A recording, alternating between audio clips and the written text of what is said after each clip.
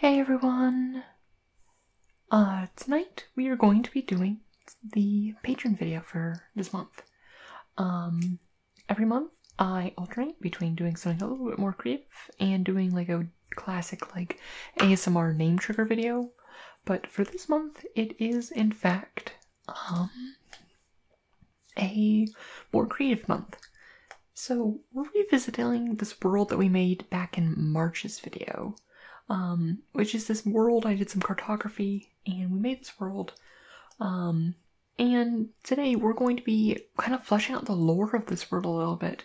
I asked all of my patrons for like ideas for what we want to do, as well as like names to work in and whatnot. So yeah, this is what we're going to be working on. So we have some basic lore here. And I'll reference this map throughout that we're doing, but I have a separate notebook here because that I find is useful to have. So one thing I find is nice to have, especially for doing something like this, is kind of to do like the classic like school like study method of just like bubbles and like connecting things like that to kind of like plot out like the world and like influences and things like that. So one thing I find useful for when like making a very like D&D campaign is conflict breeds adventure, and what is the main conflict in this?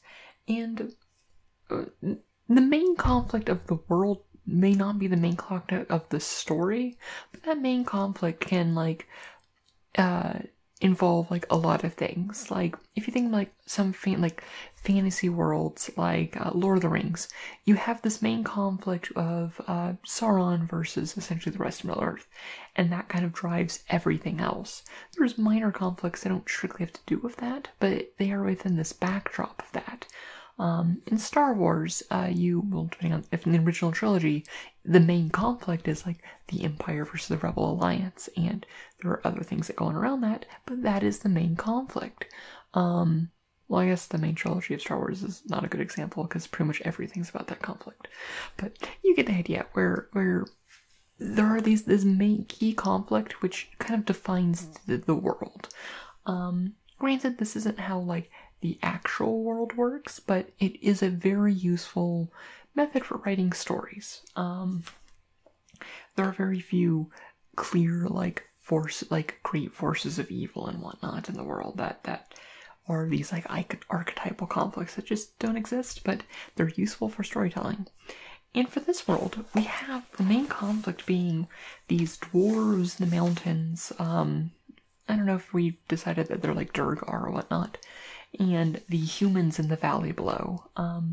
And they prevent like a lot of trading with the rest of the continents. The humans have to like go out and stuff, and the dwarves like there's a hesitant peace, but there's still conflict and people stay away, and there's just problems there. So let's head out on things. So on one side we have the human kingdom.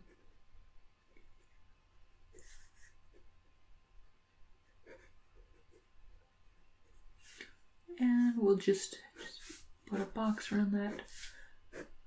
And on the other side we have, I'm realizing now that this is super small. This is going to be very unprofessional zoom.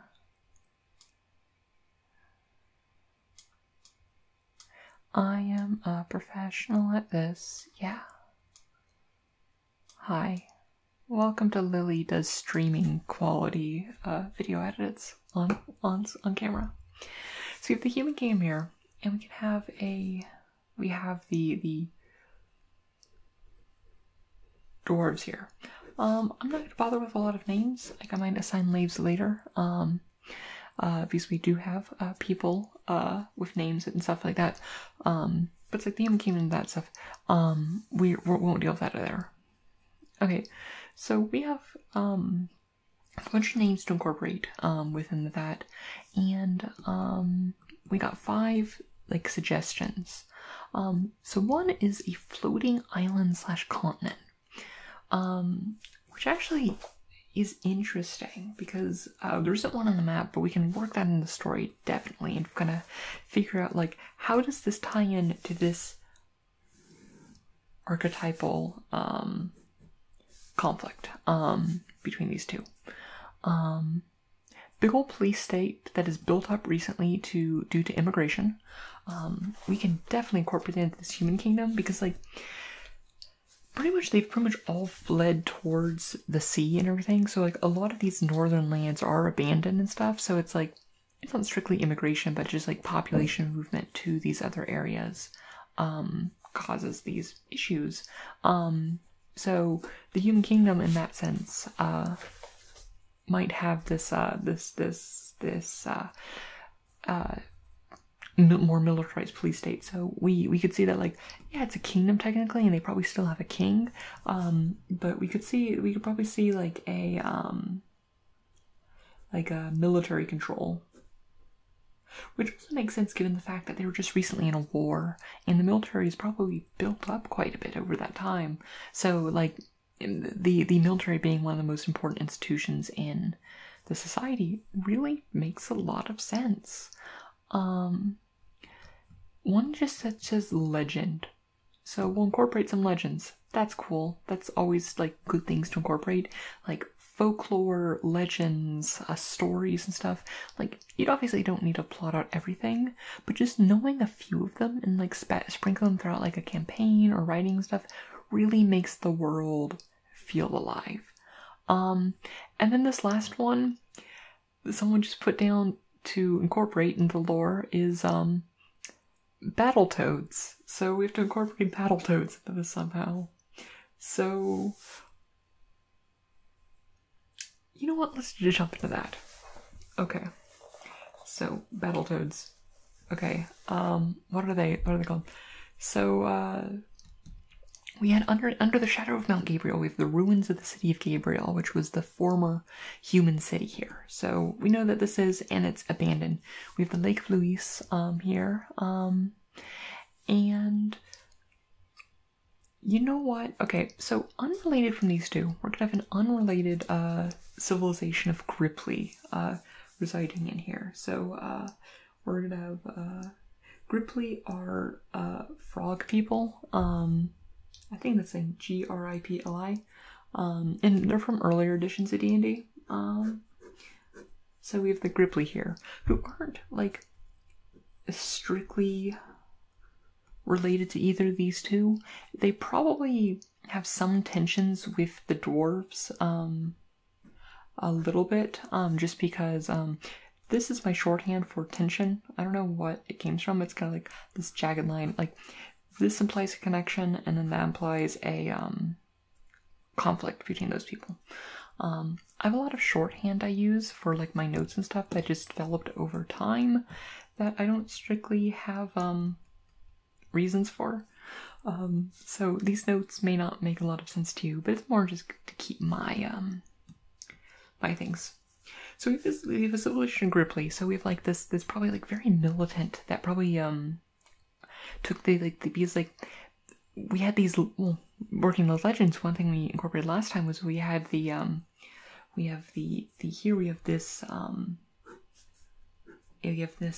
curse of Mount Gabriel, where we had people talking about, like, hey, like, people don't, like, left the ruins of Gabriel because it was this cursed town after this, like, massacre for the dwarves, and people didn't feel comfortable living anymore. And that power vacuum there from, like, this superstition and just people fleeing north probably led to the Gripply that were probably residing on the less populated, like, sides of, like, the Lake of Luis, to go back into that city and stuff. So we're going to, yeah, that works out very well. Okay, so yeah, so okay, so we got that, and we got those connections, those two connected. So what is our connection between the dwarves and the humans? Because whenever you have, like, a large group of people, like any of these, one thing you want to think about is, like, you don't have to have anything flushed out, but what is the relation between each of these?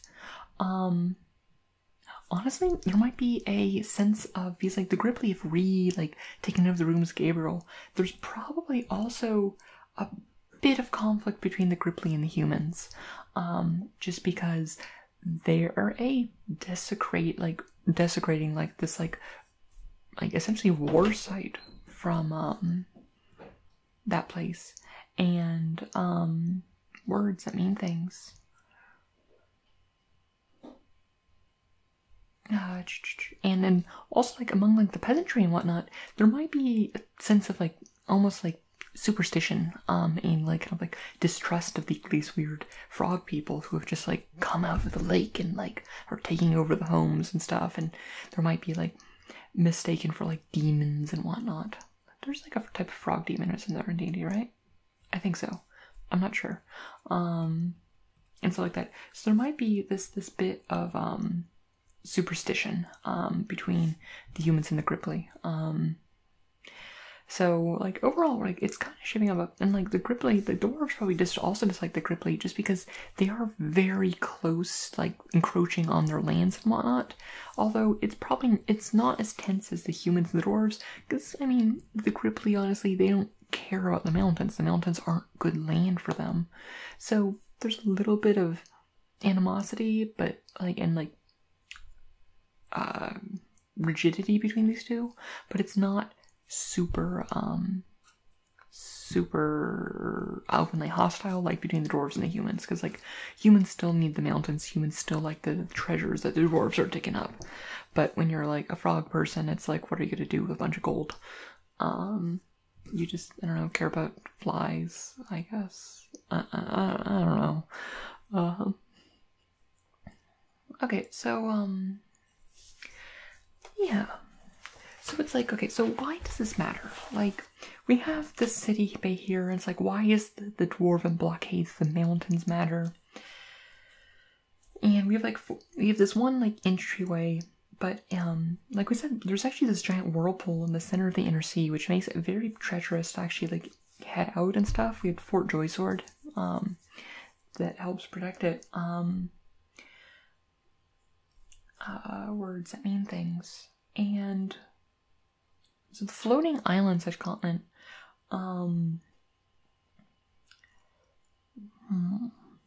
because we had this like parallel symmetry. We had like Fort Gable going up, the whirlpool going down, and floating continent. How do I want to incorporate a floating continent? This is something that actually comes up a lot, where it's when I'm doing my world building and the players like come up with something in their backstory and like being like, hey, can I come from a floating island in the sky and stuff like that, and that kind of be part of my backstory. One thing you want to do as a DM is try to say yes as much as possible, but then you're also stuck with like, okay, how do I incorporate this? How do I make it like worthwhile within this like scope of this conflict that I've created? Like, sure, I could have just like a random floating island like around here and it goes around and isn't really involved, but let's have it just be here. And you know, let's have it up in the forest of Cowdy. So in the forest of Cowdy, we're gonna have a we'll just go classic and simple, and we have this we'll have the elves of Cowdy, because of course you got like a bunch of weird apostrophes and accents. Of course there's elves there. So you have the elves of Cowdy, and okay, what is their relationship? With the Gripply, probably not much. Like they're apart, they probably stick to themselves and whatnot. But the elves though are very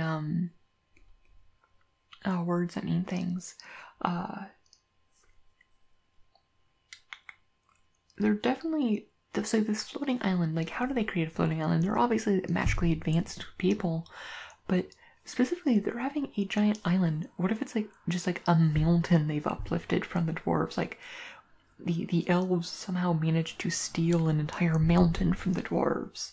So we have this like explicit thing where it's like, maybe it was like eons ago that like this betrayal happened, but we have this great thing, and we could have a legend here of like the great elven hero who stole the prized mountain of the dwarves. Actually, let's incorporate his name. So we'll have this elvish hero hero, and it was told to incorporate his name by the name of Hofraten Valeria. So we have this elvish hero who raised this island from the dwarves and kind of like this stuff, which means that we have this implicit like friendly relationship here. I don't know, this means like an alliance or relationship, or generally trade. I guess it's kind of like a road that goes like perpendicular to it, as opposed to like this like jagged like stuff. I don't know, it's just my notation that I use. Also, circles are people, squares are factions or like nations or things like that. Words that mean things. So, and this might be connected to the like diamonds or events. So we have the theft of the mountain.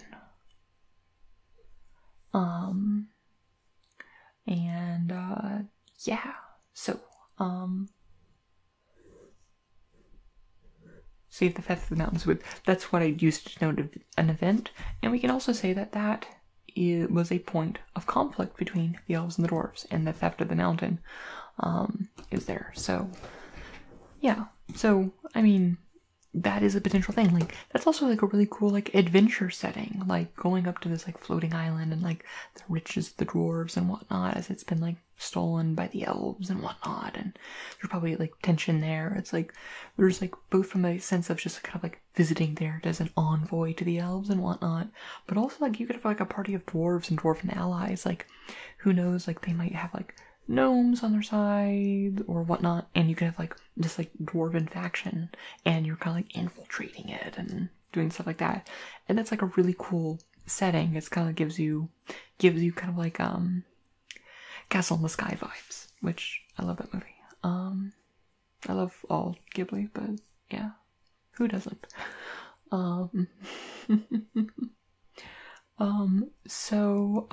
Yeah.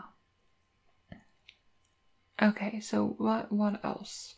Got a lot of more names to incorporate. So you have yeah.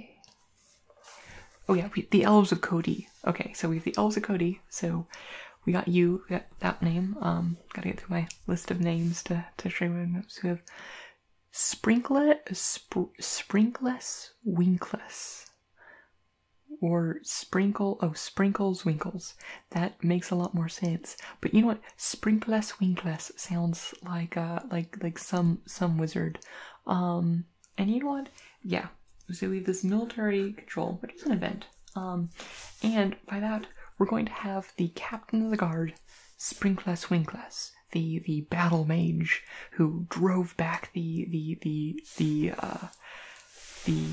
people at the folly of Dunhazoon. And it's like, and he became this war hero and kind of rose through the ranks and kind of like is the main person. So we have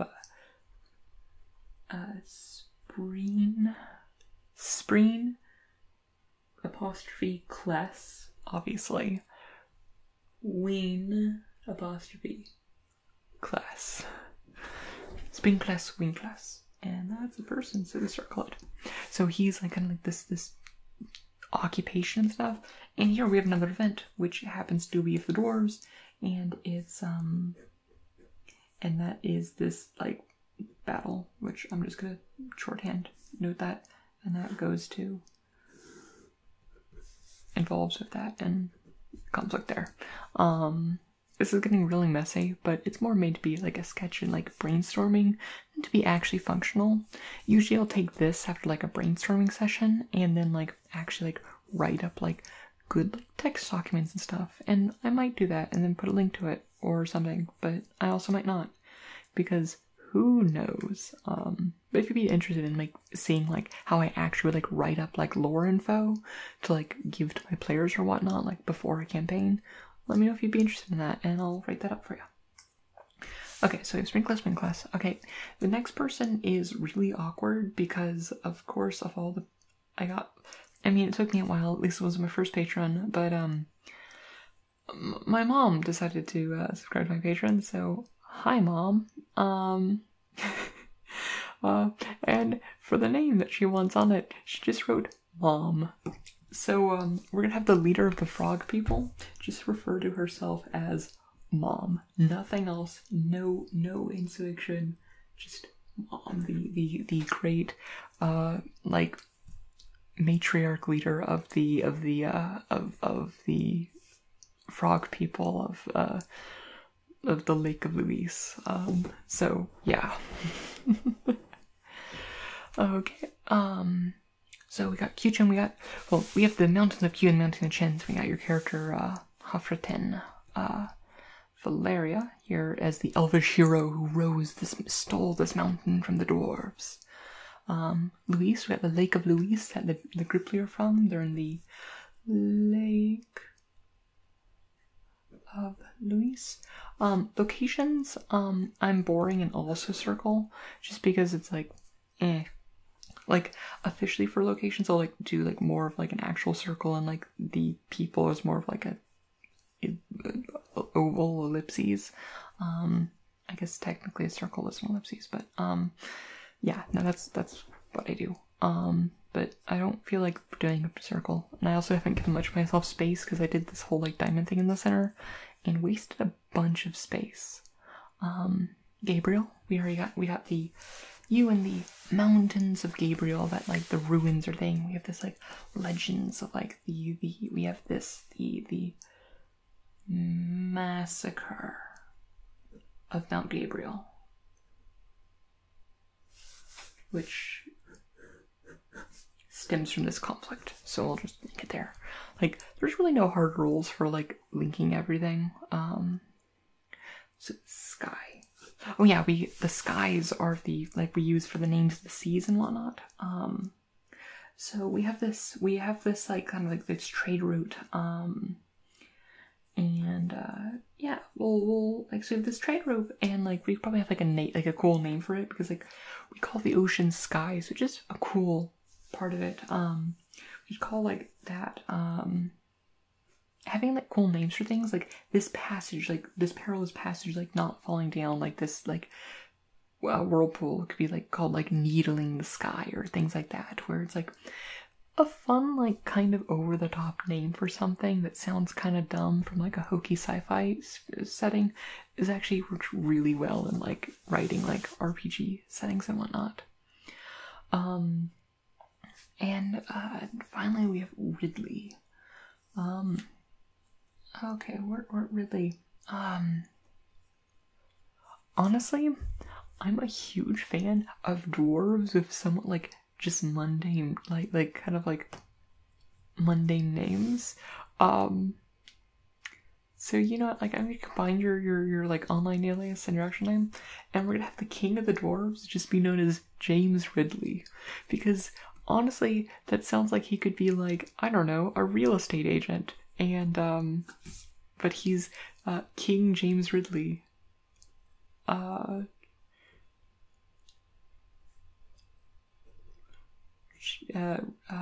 James Ridley, the seventh, obviously. So you have King James Ridley the Seventh as, like, the king of the dwarves, so, that's one thing also, it's, like, know, like, who's in charge, like, if you have any faction, you should probably, like, know who the leader is. Like, the elvish hero, we'll say, like, Hofratin Valeria is, like, he's, like, the de facto leader of the elves. Meanwhile, like, the human kingdom probably has, like, a king, and I haven't thought of one. But, yeah. Like, the person really in control is Sprinkler, or of course, Captain Sprinkler, commander of the guard, commander of the king's armies, hero of the folly of whatever the fuck its name is. So yeah. So, this is kind of like my general like strategy for like kind of like thinking about like starting to think about the world and like thinking about the relationships between events and people and how that kind of like defines this network of people and things. Like we had like a fair amount of this like set up from like the map itself, and the map informs a lot of adventure and story and lore and stuff. But it's like even from here we have a lot of really cool potential adventure ideas and ways we can go within the setting. Like honestly, I'd probably like write up some like blurbs and stuff and put some information about like where the party to start. And honestly, this is probably about it. Like beyond like actually writing like a first adventure, this is probably as far as I need to go for world building in terms of like getting the campaign started. Or at least before sitting down and talking to the characters. Like, I'd write up this be lore blurb, I'd give it to my players, we'd all like probably sit down for a session, we'd make their characters, they'd kind of flesh out, and we'll figure out like where they're starting. So I'd probably have them start like as like, like agents for one of these factions or whatnot. And from there I'd probably like flesh out the main city or whatnot and stuff. But it's like, if they're starting in the dwarven capital, we don't need to flesh out like the whole entourage of the Gripply. Like that isn't needed yet. Like obviously if they start going that direction, yeah, do some world building there. But getting this like main framework and knowing like the general relations, like so it's like we know the Gripply exist and like people might mention the Gripply if like you're in the dwarven capital, and what you need to know is their relationships. It's like, yeah, we don't like them, but like they're not bothering us. So it's like that kind of like gives you that inform, and like actually thinking about that relationship helps you do that. Whereas like if you were to ask about like the humans, about the Gripply there, they might be like, oh, those accursed demons lurking in the ruins over the bodies of our fallen comrades.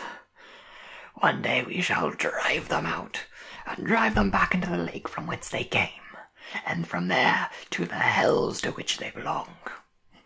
I don't know why I went that far with that, but yeah. Well, I hope you enjoyed, this, and once again, thank you so much to all my patrons. It means a lot to me. Like, thanks to you, I'm probably getting a new computer soon, which will be very beneficial. Finally let me actually record at like 1080p, so you can see all my ugly pores, and also do things like for more stuff like with streaming and whatnot, and yeah, just thank you so much, and thank you for the support of everyone who helps on the channel, just commenting, sharing my videos. You all are amazing and make this experience really appreciative. Maybe one of these days I'll actually put out this video like on time and not like a few days after the month it's supposed to come out ends. But don't hold your breath. Well, until next time, I'll talk to you all out here. And I hope you have a wonderful night. And may your story smile upon you.